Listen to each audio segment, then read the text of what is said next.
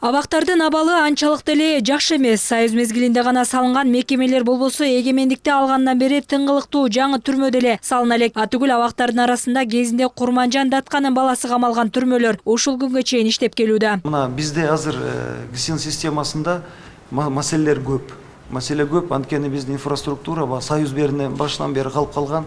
Мен да айтып кеткендей, Курманжан Датканын баласы камалган убагында жерлерибиз калган. Жаза өтөө мекемелерине өкмөттөн эми гана көңүл бурулуп, каражат жагынан жардам көрсөтүлбөсө, көпчүлүк учурда аталган кызмат эл аралык уюмдар менен тыгыз иштешип келет. Инфраструктураны жакшыртып, эркинен ажыратылгандарды да эмгек менен тарбиялоодо аталган мекеме өндүрүштө колго алып жатыптыр. Жыр животных деп коет, ошол май экен, ушу чыгаруу биз производство ачылды ошол жердечи. Азыр уже башка мекемелер дагы, ошол башка ведомстволор дагы уже бизге тендерге кирип, ошону ала баштаган алдык.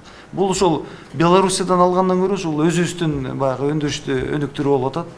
Муну менен биз киреше да киргизип атабыз, өзүбүзгө киреше, мамлекетке. Андан тышкары муну менен биз ошол абакта жаткандарды эмгек менен тарбиялап атабыз да. Түрмөлөрдүн коопсуздугу коомчулукту да түйшөлтөт. Мындан 3 жыл мурун абактагылар качып бүтүндөй өлкөнү дүрбөлөңгө салган эле. Андан бери экстремизм жана терроризм менен соттолгондор өз алдынча кармалган жайы бар. Ал жердегилер жакында да дүрбөлөң салып, ачкачылык жарыялап, ооздорун тиккенге чейин барышкан.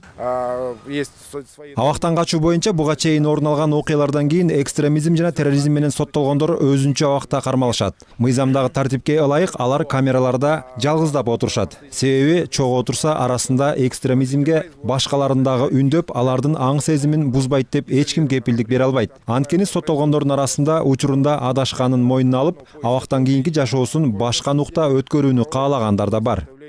Ошентсе да абактагыларга сырттан акча, маңзат жана уюлдук телефондорду алып кирүү адаты тыйылбай келгенин айтышат адистер. Эркинен ажыратылгандарга туугандары тыюу салынган предметтерди тамак аштын арасына салып, алып кирүүгө аракет кылышса, мындай ишке кээде мекеменин кызматкерлери да аралашкан учурлар болот экен. Маалыматтарга караганда, былтыр бир кызматкер соттолгондор менен тил бириктирип, абакка 900 грамм маңзат алып кирип жаткан жеринен кармалыптыр.